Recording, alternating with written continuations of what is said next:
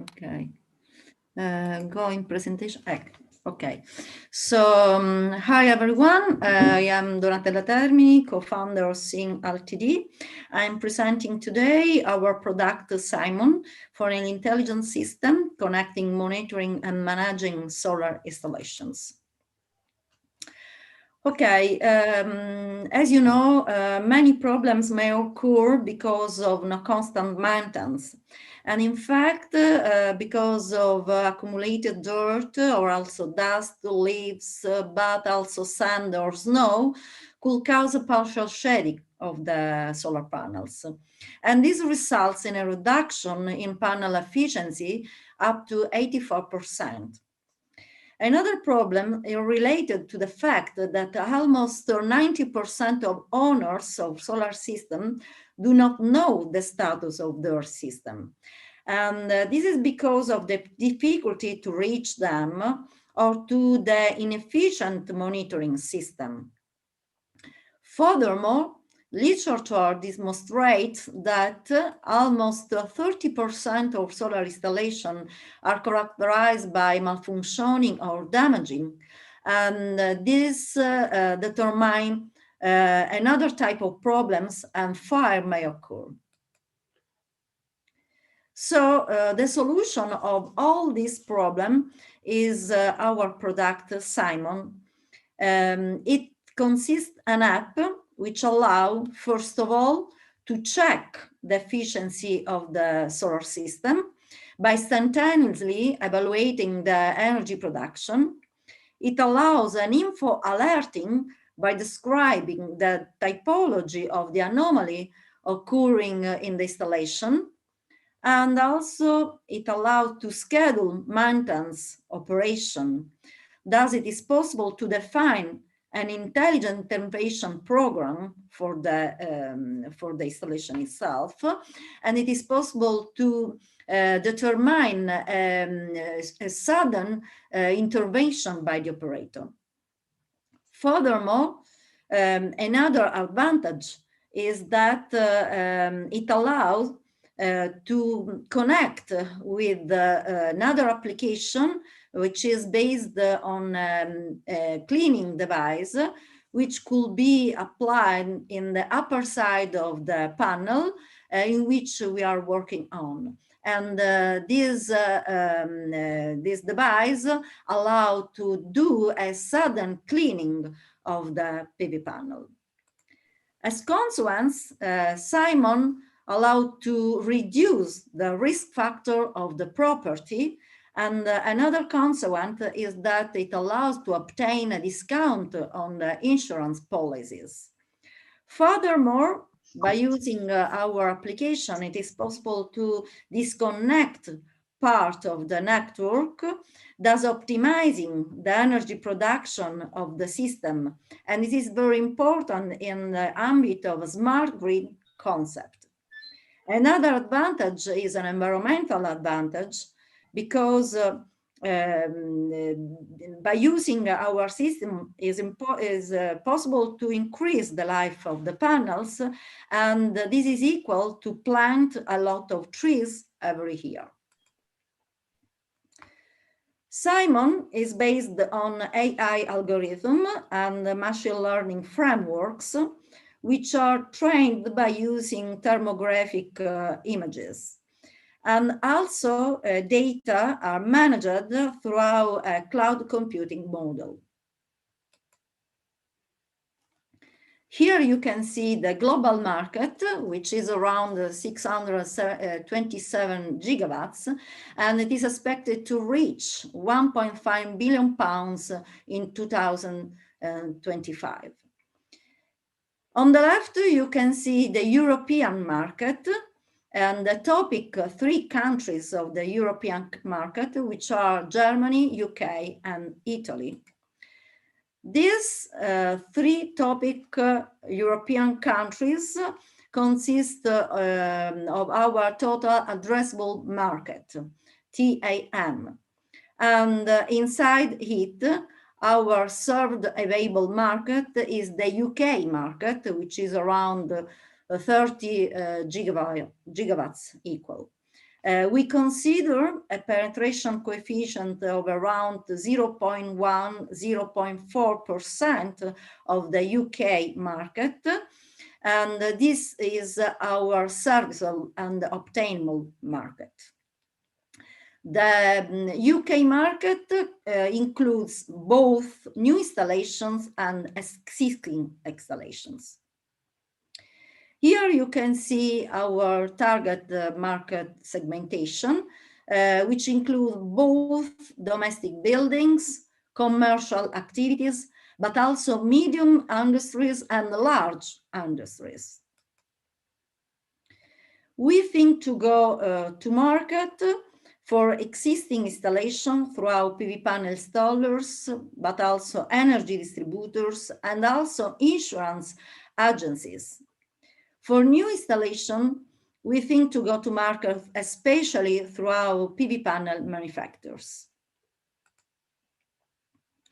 Here you can see our competitors, and as you can see, in comparison with our competitor, Simon is the only product which does not require any additional device close to the panels.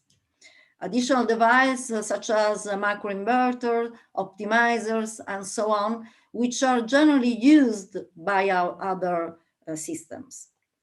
For Simon also allow to obtain a real-time alerting and to obtain the identification of the typology and localization of the failure.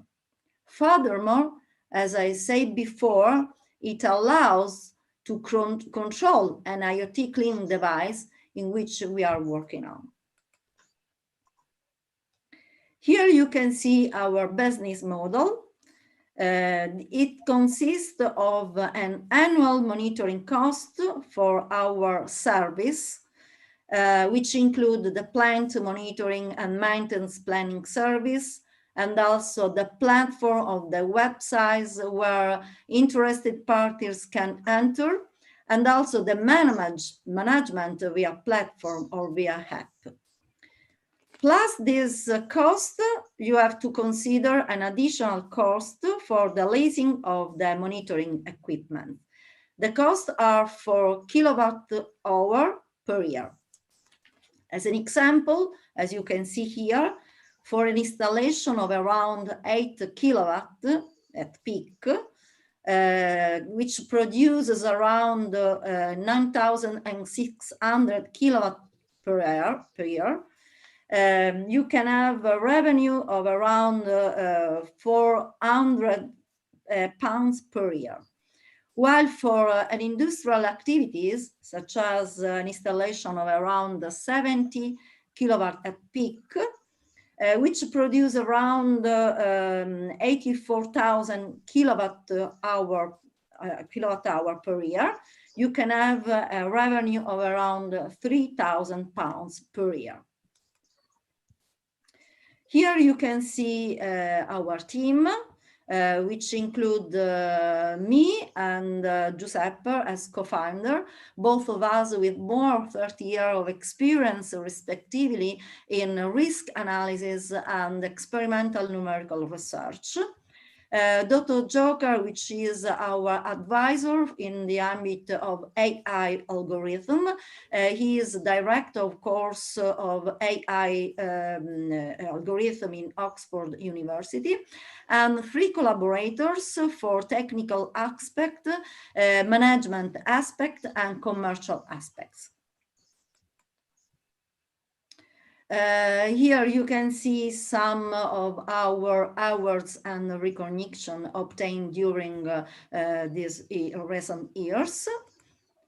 And here you can see some of our main clients, such as Locastro, Maison du Monde. For them, we are conducting actually the monitoring service, highlighting the advantages of the application of our system.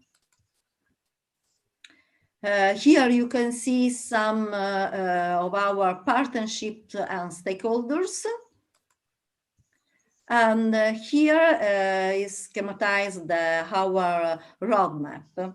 As you can see, our roadmap includes the completion of AI algorithm, the development of the app, and the organizing of the cloud computing model. Then we pass to pre-series production and certification to go to market. At the same time, in the same time, for research and development, we think to work also to improve the device, which could be allocated in the upper part of the PV panel. Here you can see our financial projection, and we estimate to reach a revenue of around £2 million at the end of the second year. And for this reason, we require around £400,000, which could be distributed in improving the product, the software, for the training of AI algorithm, for the cloud computing model, and then for the testing and obtaining certifications. Thank you for your attention. If you have some questions.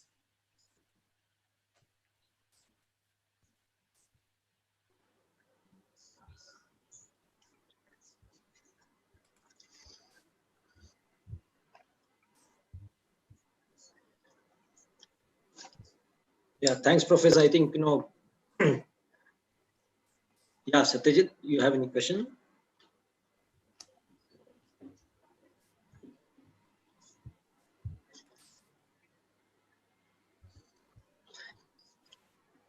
Professor, I have a question. I was very intrigued by your comparison in terms of what how your solution is. I was pretty surprised to know that without microinverters or needing additional equipments on the side, you would be able to gather information, and your AI engine would be able to give the necessary inputs and outputs as well.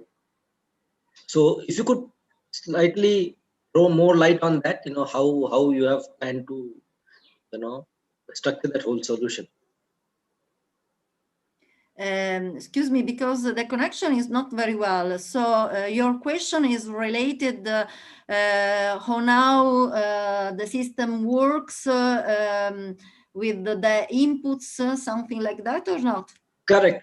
Without requiring, say, micro inverters, how does it really work? Yeah. Okay. Yes, the software allows simply by using the measurements of intensity or current of the power produced by the system, by the panel, that are generally values we are generally used and measured in any PV panel installation. By using all this data, it is possible exactly to analyze the performance of the PV panel, or to identify the localization of a failure of some anomalies which occur in any cell of the panels. The point is that because it is based on AI algorithm, the system is trained so that it allows automatically the typology of the failure, which could be, as an example, determined because of overheating or the presence of leaves, for example, or bird droppings. So it is possible to identify the typology of the anomalies of the failure occurring in any cells of the system, and also to identify the localization of the anomaly. This is in contrast of existing monitoring system, which simply determine in terms of energy production of the system the presence of some problem in the installation itself. So the advantage is that because it's based on trained algorithm, it is possible to exactly identify the location and the typology of the anomaly only by using the measurement values, which generally are measured in any PV panel installation. Thanks for elaborating your, and that was really awesome in terms of your approach. Really, I'm sure. I think this would be a very good adoption in the industry for sure. Looking at as you rightly said, 10 to 20% of energy savings, and Exactly. that is awesome. In terms of what one could derive out of this. Yeah. So at the source itself, if you are saving that much, I think it's going to be very effective in terms of increasing the IRR as well as I feel, of the overall project. And if you see most of the projects which are like primarily who could have been set up because of some subsidies and all that, but now that if they have to be run as a business, obviously such solutions would be very much required. Thanks for showcasing a very, very awesome approach towards this whole problem, and wishing you all the best. I think we will connect up with people who show interest, and we'll surely get in touch with you, Professor. Thank you. Thank you to you. If can I add some other things, very small, if I have time? Yeah, quick one. Yeah, you could take. Okay, all it is, we observed in the monitoring system of our actual clients that only in 1 year, by using a constant monitoring with our service, it was possible to reduce the reduction in energy production of around only in 1 year 10%. And it corresponds to an increase in their earnings every year. Thanks, Professor. Okay. Appreciate, so the next one to go is Tech Uncorked. The speaker is Mr. Ram Sethi, who is the CTO.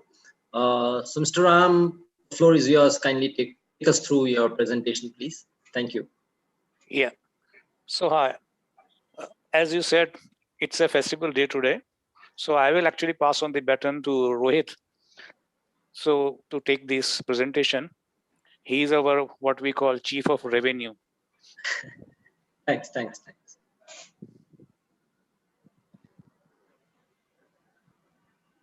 Yeah, we can see your screen. Yeah, Rohit, you can start now. You might be mute, Rohit. Yeah, you may have to unmute.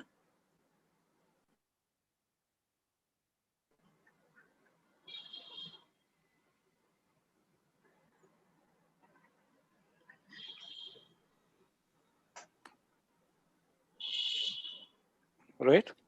Am I audible now? Yes. Now it's okay. Now it's okay. Okay. Hi, everybody. I'm Rohit from Tech Uncorked, and I'm joined by Ram, who has already introduced himself. So I'm here to present LV IoT, a product which we have developed at Tech Uncorked to provide reliable outage-free electricity for all. This is our core team, Meenakshi, Ram, and me. Meenakshi and Ram come from the technology side of things with over 2 decades of experience, and me as well, over 2 decades of experience, having led global innovation in organizations like Motorola, Adobe, and Microsoft. So what is the problem which we are trying to address at Tech Uncorked? If you look at the power sector, right, broadly, it comprises 3 verticals: generation, transmission, and distribution. The generation side of things is well taken care of. The power deficit, generation deficit is already being addressed or addressed. The transmission capacity meets the requirements, the distribution continues to be the weakest link. Electricity distribution companies in India end up losing 28 units of power for every 100 units purchased. In some states, it goes as high as 60%. If you look at the contributors to these losses, billing and collection accounts for the highest, outage is the second one. Theft, India continues to be the country in which the theft is the largest in the world, accounting for almost $16 billion of electricity theft a year. If you look at outage, the outage problem, how it compounds into massive losses is that, let's say in a particular city, just to explain it better, electricity, there's a loss of electricity. For hours, they are trying to locate where the electricity loss has happened, which area, which substation, which transformer, or which from which the problem has occurred. These kind of problems don't just occur in smaller cities or rural cities, it happens in the big cities as well. And we all have experienced this in India many times. So all this is because of unmonitored grid assets. And the total available market for the unmonitored grid assets is about 50 million grid assets worldwide.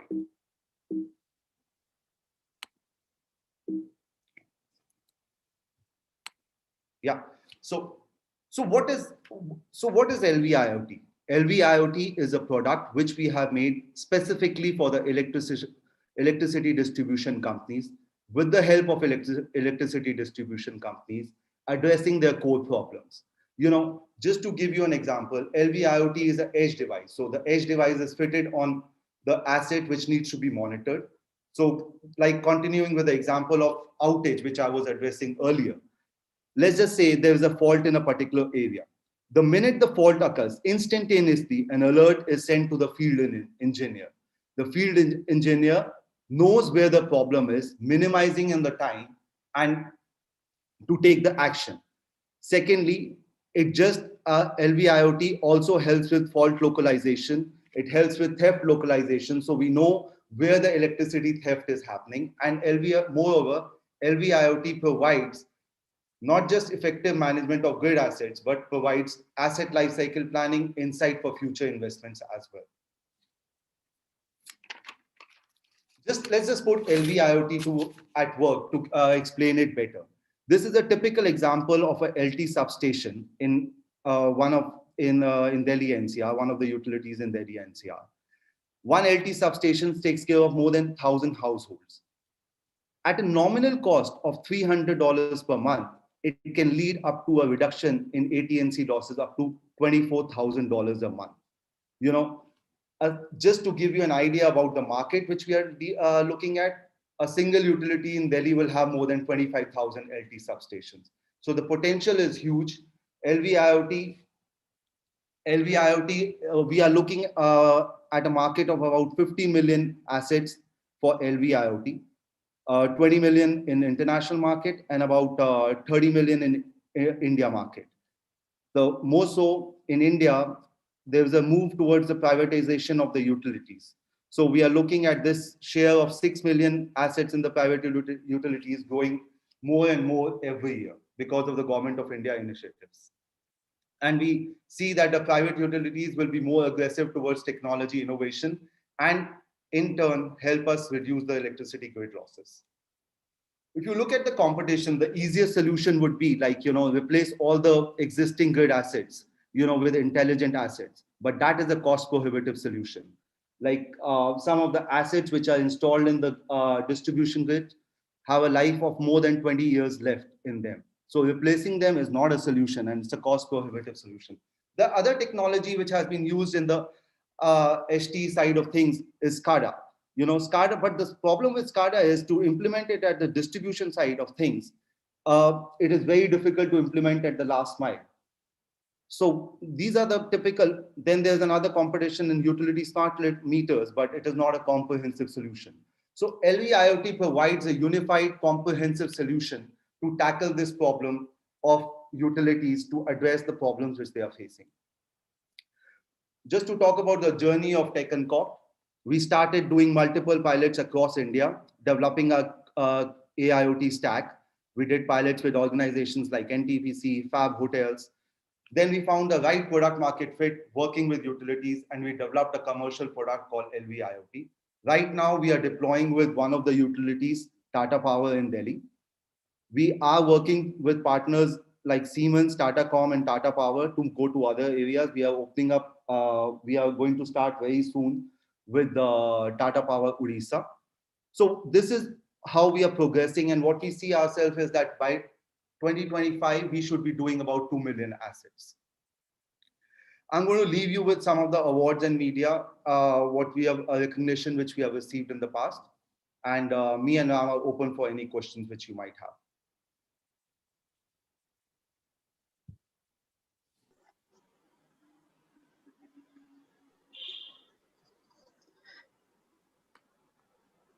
Thanks.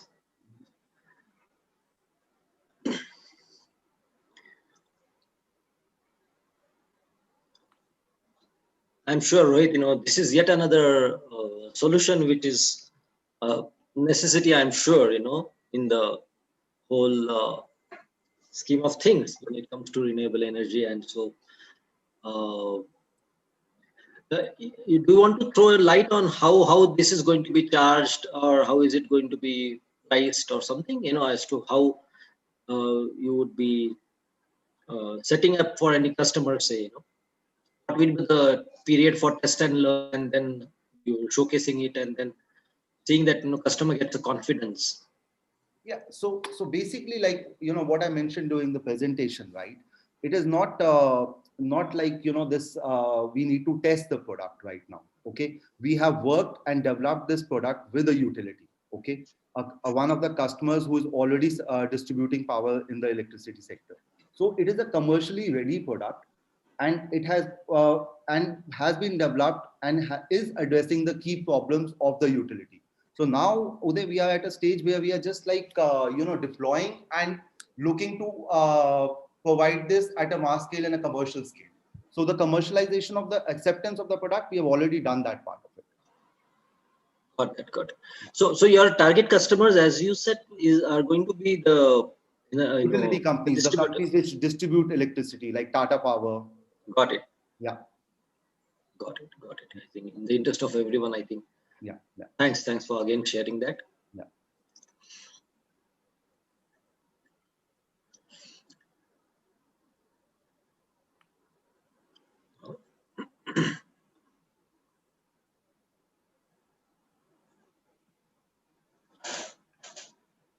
For commercial manufacturing units, most are dependent on SCADA. Is there any significant cost benefit? Is what Satyajit is asking. Right. So I would like to take that. The SCADA has been developed to cater for the manufacturing, as the question itself says. So whenever you have a defined parameter, like a factory, like a power generation station, the SCADA is very successful. It's very reliable. But when it comes to distributing it cost effectively in the field, it does not become. Just one example I will give for in Odisha, there are supposed to be around 30 to 40,000 distributed assets spread over 32,000 square kilometers. So extending the classic SCADA to spread over 32,000 square kilometer, it is not at all cost effective.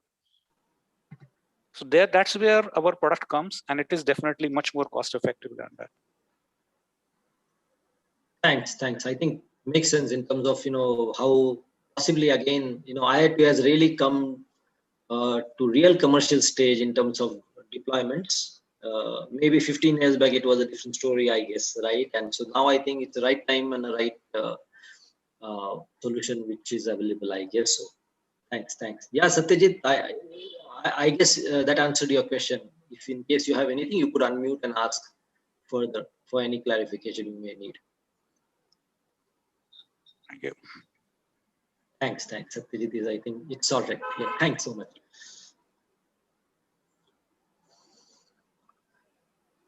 So generally, to deploy a solution, how long does it take? I mean, if you would like to throw some light on that. Okay. So fortunately, in a power industry, being infrastructure, it is moderated or standard driven industry. So the equipments in the power distribution and power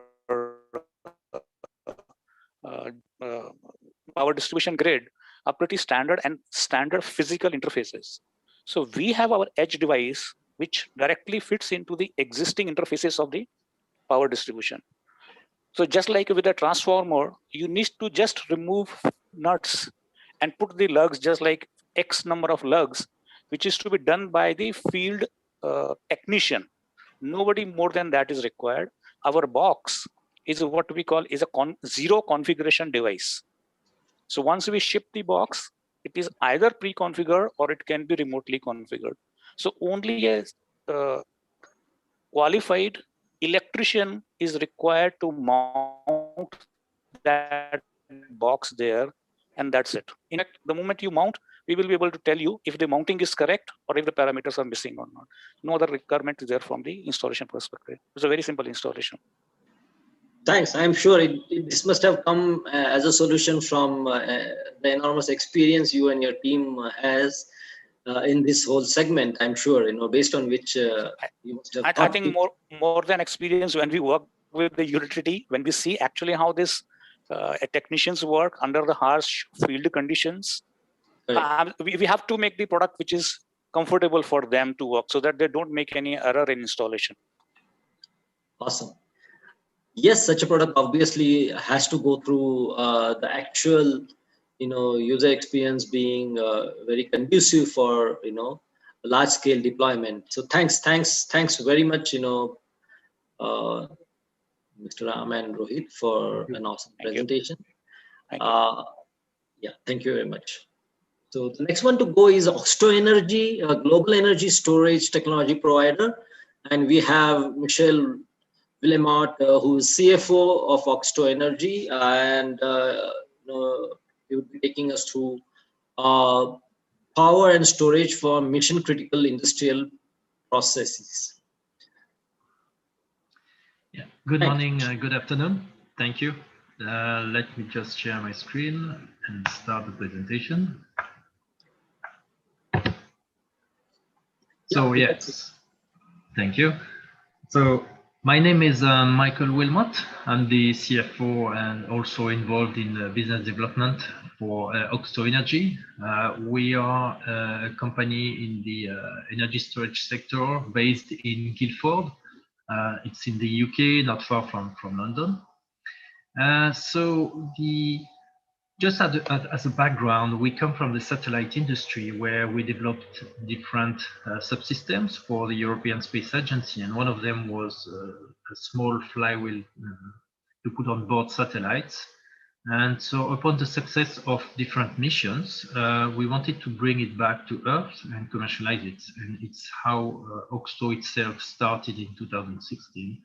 And we developed since then different prototypes, scaling up the size to come up with the commercial product that we have now. We have different patents already. In the UK, we started in the UK and internationally now. And we are also part of the 1000 efficient solution of the Solar Impulse Foundation based in Switzerland that actually achieved the 1000 solution just today. Just to give you an idea of what our product is, take it as a mechanical battery where you have electrical energy that is transformed into kinetic energy of a rotating mass with a motor that will start spinning the mass. And then to do the opposite, to bring it back to electrical energy, you have a generator that will decelerate the mass. So it's quite simple in terms of how it's working. The big advantage of our flywheel is that it has a high efficiency in terms of round trip efficiency, unlimited cycling capabilities in terms of charging and discharging. You can use it as much as you want. So it's really useful for high cycling applications. And also it has a very fast response. So it's very practical to solve issues of power quality, and which I will come up just after in the next slides. So it can be power quality applications for the industrials. That's where I'll talk today in more details. But also it can be for grid stabilization, for inertia capabilities, and so on. And also the particularity of our flywheel compared to other existing flywheels is that we've made a simple design. Coming from the satellite industry, we know that the simpler the design is, the more robust and the less chances of failure you have. So the objective was really to have a system that doesn't need any maintenance, almost any maintenance over the lifetime, which is 25 years. We took the same principle basically to bring it in the energy storage sector. And you can install it also above ground, as shown on the picture, without any need for containment. So yeah, I want to talk today about the power quality, which is quite mission critical for lots of industrial processes. When you have a voltage event, or when you have a power interruption, even it can go from sub-seconds. Sometimes it's just like in this example, it's just 0.3 seconds, so it's not even 1 second. Or it can be many hours if you have a big outage. In all cases, it has lots of impacts on the customers, on the industrial company. So it can be a loss of productivity. For example, if you take an aluminum plant, if you lose the power, the aluminum will start cooling down, and it will completely be blocked inside the cast itself. So sometimes you even have to get rid of not only the raw material itself, but the cast itself. So your equipment is damaged. You lose hours of production. Also,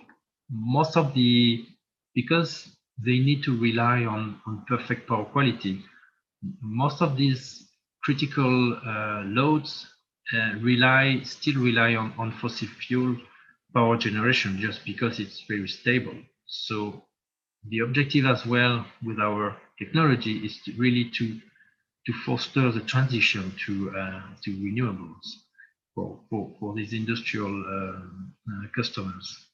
And also some industrial processes, they also have an impact on the grid. So it's not only the grid having an impact on the process, but it can be also the opposite. If you take, for example, a steel arc furnace, when these equipment are switched on and off, they have a huge inrush of current, and it has an impact on the grid as well.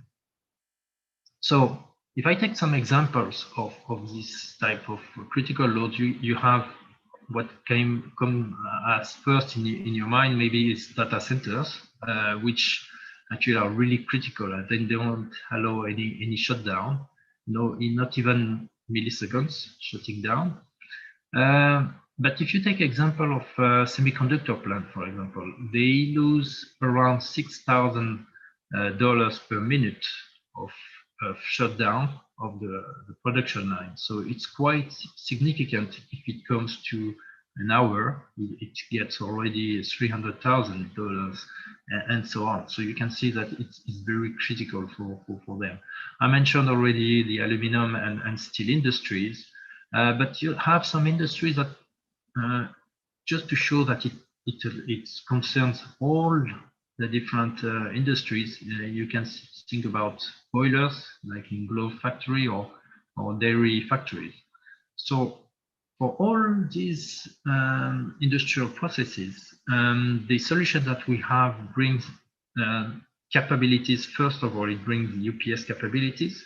So you avoid losing your production because you have a guarantee that the power quality will remain. So you will, even if there's a power outage, you have time to start for example, your backup generator or any other solution. Also, we are keen to allow actually the transition to renewables. So you can start adding some solar, some wind to the conventional generation that is used, and no matter the quality that comes in with the flywheels, it can help as a filter for the critical load. And we can reduce as well the impact on the grid by reducing the demand charge. So this inrush of current can be absorbed by the flywheel, and then the grid doesn't see this impact, and also you reduce your cost of demand charge. So I think we are installing our system in a tea factory in Africa for stabilization, where we will actually provide these capabilities. So the flywheel system is a DC system installed in between the grid connection and the load. And actually, I want also to take aside the fact that this flywheel technology can be well combined with other technologies like lithium batteries, flow batteries, or compressed air, for example, because they have different capabilities, different strengths. And this is actually what we've done. So we started from the idea of adding flywheels for the tea factory, but in addition, then we realized that we could add solar panels in addition on the roof of the factory, and then by adding batteries to cover longer outages, up to 1 hour, it comes with a very good solution covering everything from the small outages and voltage variations that they suffer a lot in this country, in Africa, where we install it, and to longer outages, and also to optimizing the solar production that has a priority over the grid connection. I just want to mention quickly, actually, the other applications. So I mentioned the grid stability that you can use flywheels for, but we are also involved in the EV charging infrastructure, where we can actually help as a power booster, and also in the energy recovery from braking. We are working on 2 projects in Europe using the energy from the trains when they brake, when they decelerate, and this energy we reuse it either to feed the railway station load where the flywheels are installed, or to use to feed EV chargers, for example, in the parking outside the station. So this is the presentation today. I'm happy to take any question and make it more interactive. Thanks, Michael. I think this is very, very niche area which you are covering, and I think, I'm sure, it's well thought through in terms of your application space, which you have decided, in terms of a solution, how it works in a hybrid way, or Yep. That's something which is very awesome. So what is the current status in terms of your availability of the product? So we are starting currently the production. So we are delivering the first systems, a small system in France, and also a larger system, the one mentioned in Africa, in Kenya, actually, for a tea factory. And we are also installing a bit later this year 2 systems for trains in Europe, one in the UK, one in Spain, and we have also a couple of other projects in the pipeline that will come up in the coming weeks. Yeah. Okay. So your addressable market space, I'm sure, even in India and Southeast Asia, you would be keen to supply? Yeah, definitely. So we've had already some talks in India, in Thailand.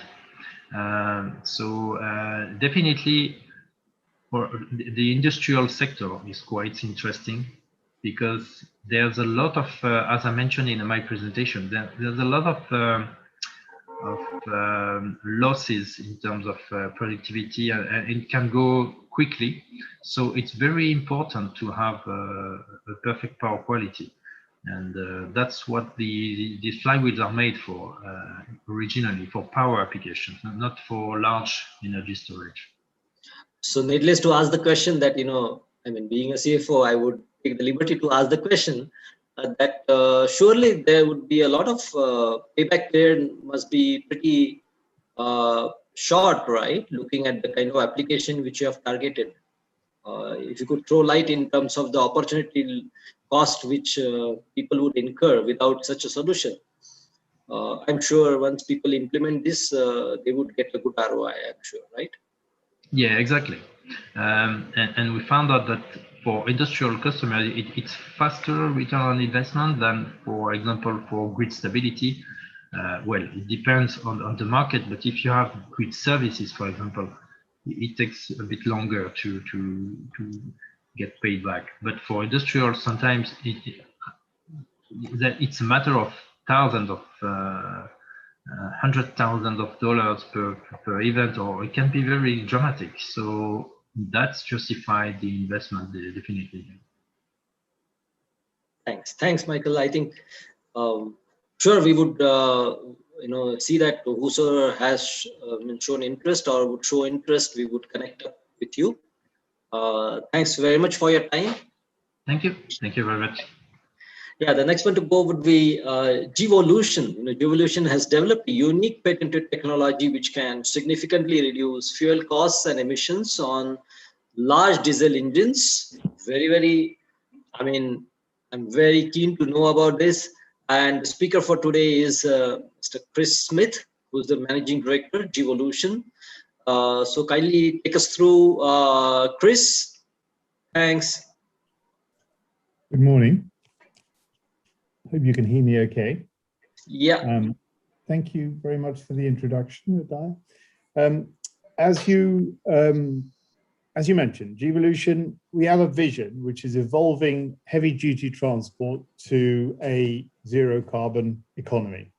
And we've developed a technology which is the first step in that direction, which is essentially enables diesel engines to run on two fuels rather than one, co-combusting both diesel and a secondary fuel, which delivers fuel cost savings, lower carbon, and cleaner air.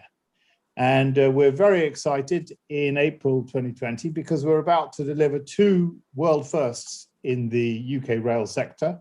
One with Grand Central, I'll show you some pictures in a minute, using diesel and LNG, and another with Network Rail and Colas Rail delivering diesel and bio-LPG.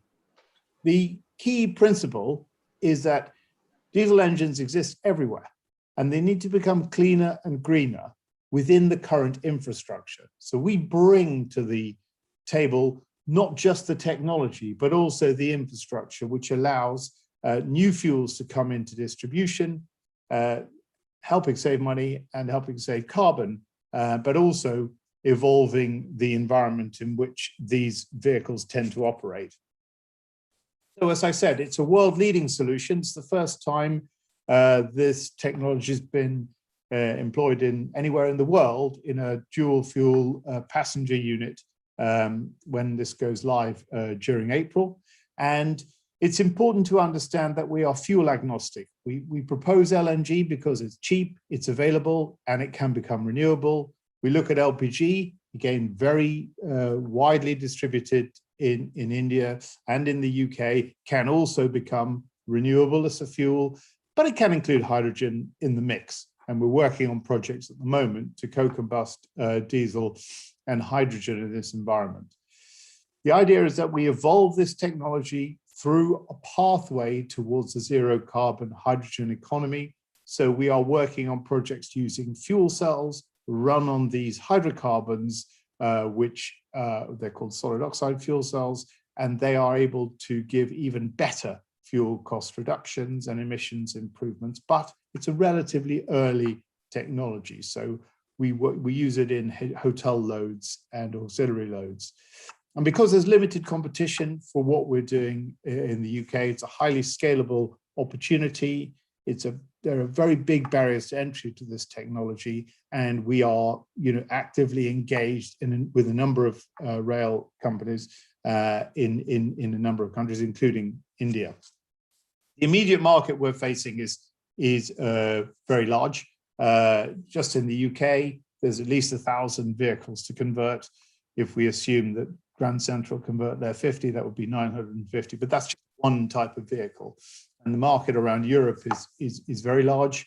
And at the moment, we've pivoted from trucks, where we were working more, towards rail, because it's a much bigger opportunity and offers much more immediate savings to operators.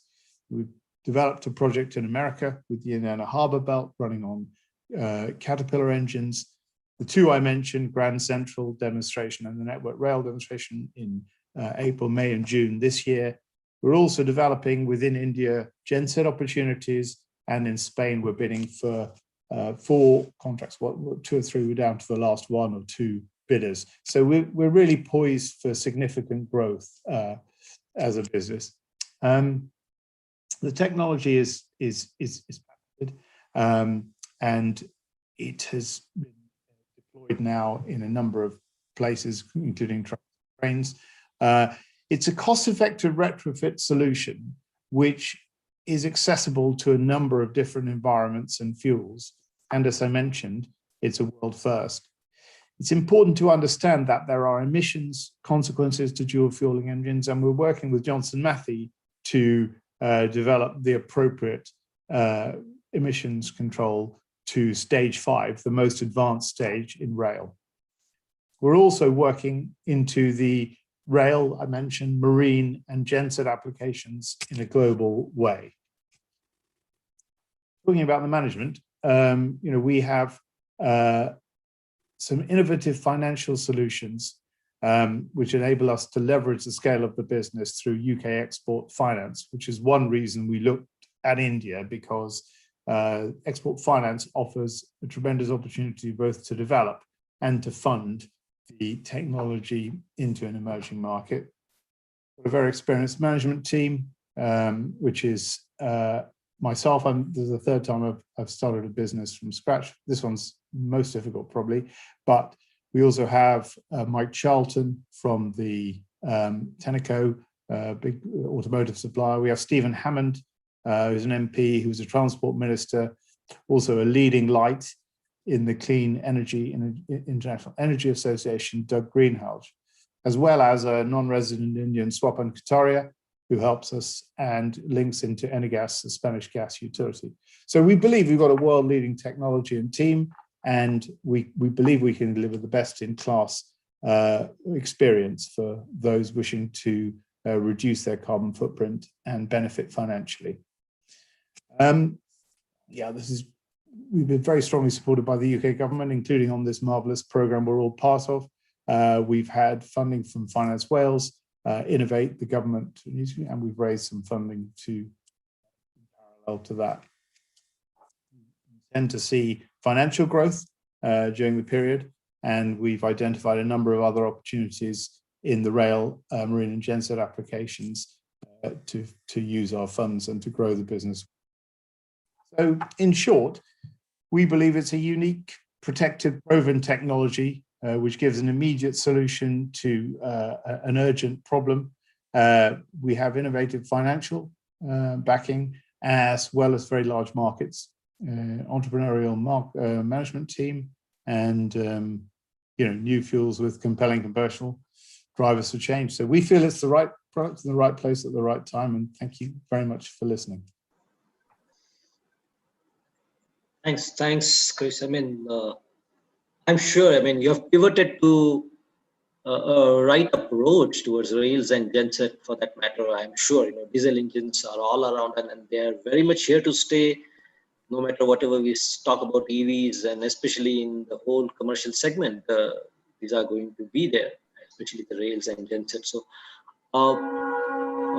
you said that it is going to be retrofit. If you would like to quickly, I mean, tell us that, I mean, obviously this must have gone through some testing, right? Whether it is in Oh terms yeah, of, 2 years, 2 years of testing both the technology.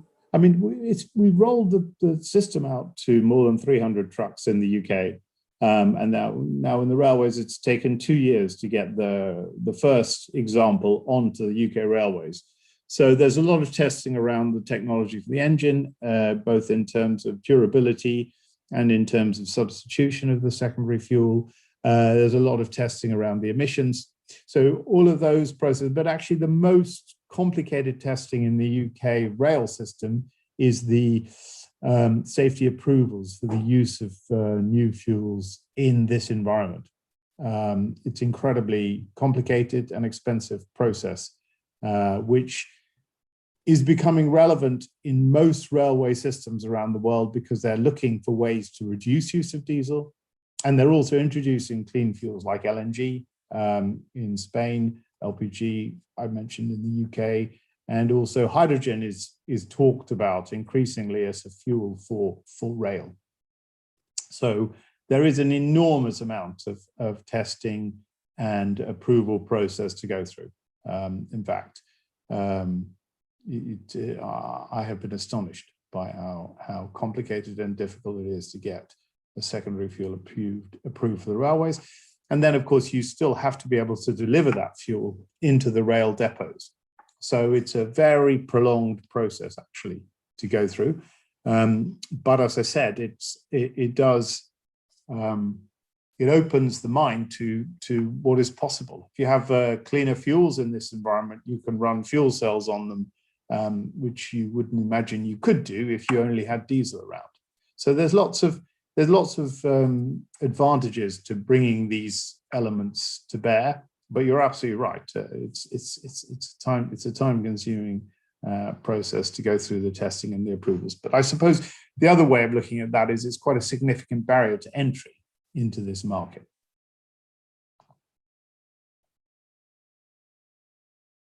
So, yeah, thanks so much for that elaborate answer, and that really brings in a lot of confidence in terms of this technology.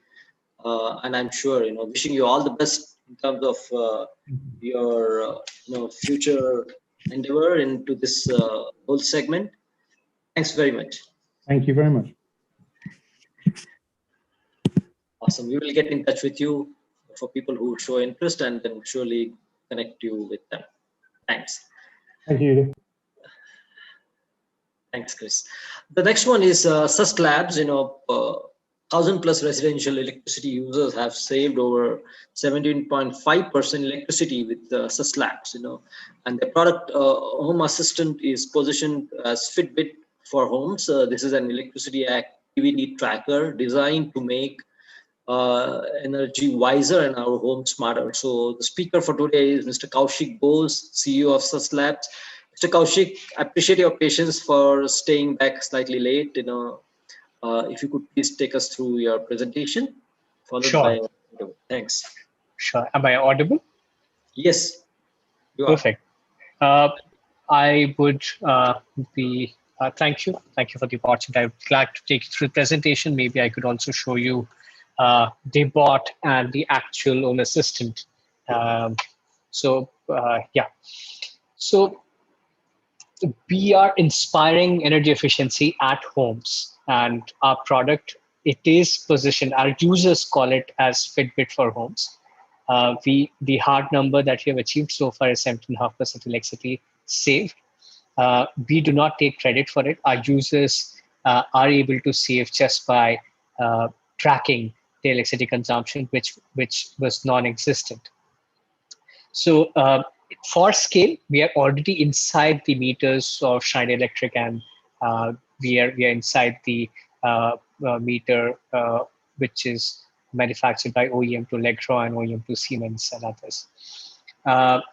They are our GTM partners. So at scale, I mean, they would typically take us to scale as we grow. So we are part of Mission Innovation 4 by the European High Commission. We are also part of Google Launchpad, Oracle Global Startup Ecosystem. We received some support from Cisco, and we are part of the Social Alpha by Tata Trust and TBTDL. So essentially, we have realized that 80% of our net utility spend is for electrical expenses, electricity-related spend. This is our electricity bill, which we have 0% control over. We have also realized that 10 million such homes exist only in India. That qualifies as the target market. There is a much larger market out there when we talk about the global story. And we have also realized from our existing users that 98% of our customers would like to enjoy control. And when they say control, it's a notional control where they are able to track and understand that they are not just giving away their credit card to their utilities. So essentially, the need of the hour that we realized was an electricity activity tracker to make us energy wiser and a home smarter. That's the product. And you also see the app on the other side. I'll be showing you both at the end of the presentation. It's pure, simple machine learning, which has been applied so far. There is no intelligence in it, no AI as of yet. The idea is to introduce intelligence by end of the year. But so far, machine learning results are reasonable enough for us to believe in the larger story. That's where we are in India. We are also recording for an average 4-minute active session. We have also discovered over 50 plus brands of appliances. Our users typically would add close to 8-9 appliances inside their home by themselves. That is exactly how powerful the tool is becoming. That's the global competition. And what we are looking at is one, the differentiated offering, which is where we are going inside the existing panel meters or dim wheel meters, which were typically sold to malls and hospitals by these large players. Instead of trying to create the entire story end to end by ourselves. And the second thing that we're doing is we are trying to commoditize it. We are not trying to make it a very exclusive product for a niche in the society. We are trying to make it extremely affordable so that the middle of the pyramid is at least able to adopt it. Of course, the leaders are on the relatively higher side of the pyramid, but we have a different product line for them.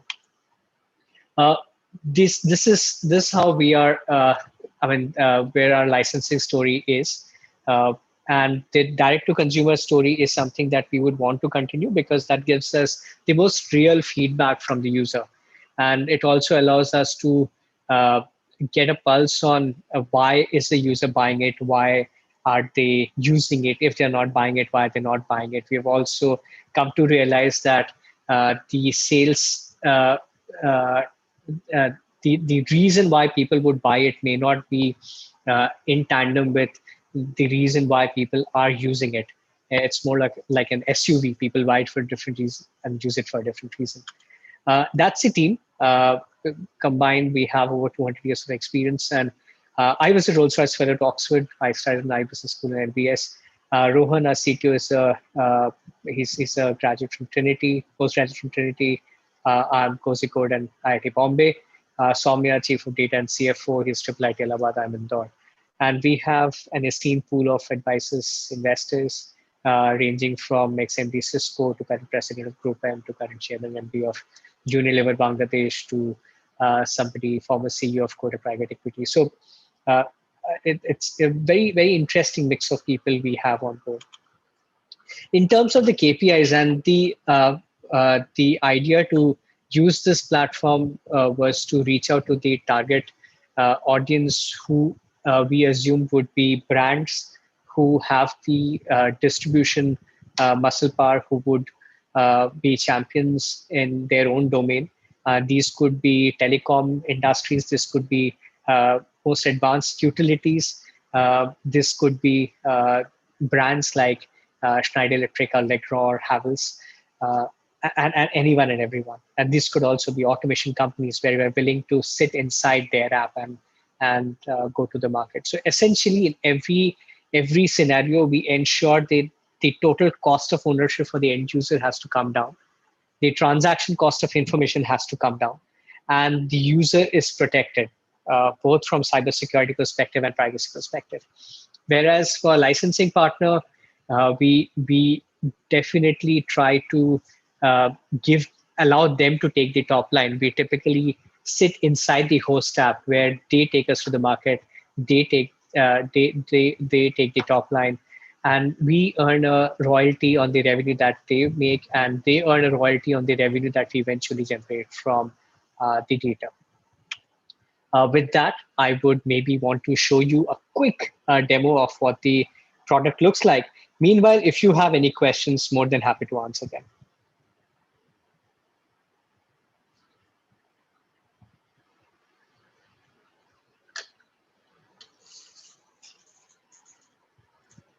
So in that case, I'll quickly show you what the product is capable of doing.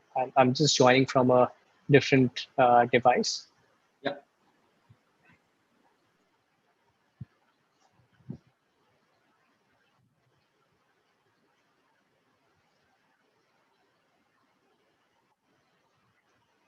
So that's my home's real-time electricity consumption. It's 259.2 watt, and you can see that changing every 5 seconds. It's that real time. So essentially, the answer, we answer to the question where you all might have heard people complaining about unpredictable electricity bills or high electricity bills. Our users don't. And they are able to track this. They're able to understand how many units have they consumed so far this month, what is the estimated consumption by the end of the month. Where it becomes interesting is we're able to talk about what time which appliance came on without deploying any sensors inside the home. Therefore, the Fitbit analogy. So we are able to talk about the appliance level consumption pattern, what category of appliances are consuming most, and across various sections. What time which appliance came on. You could always give feedback to the bot and train the bot to learn more, to learn better about your home. But if you don't, the bot would do a reasonable job in itself. There are other features like the budget, which is the last 24 hours consumption pattern. You have monthly consumption pattern. You could also pull out energy statements, just like your bank statement, put in a start date, put in end date, and you can pull out energy statements. And then there is Vyas, which is essentially you could understand this part is manual in nature, but one of the most liked features of the app, where you could understand the health of your appliance. So essentially, we are able to tally the information with the Bureau of Energy Efficiency database, and we are able to do commentary on the health of your appliance. And we are not dependent on the star rating per se. We are talking about the dynamic operating conditions of these appliances. With that, I'll stop my monologue. I'll be happy to answer your questions.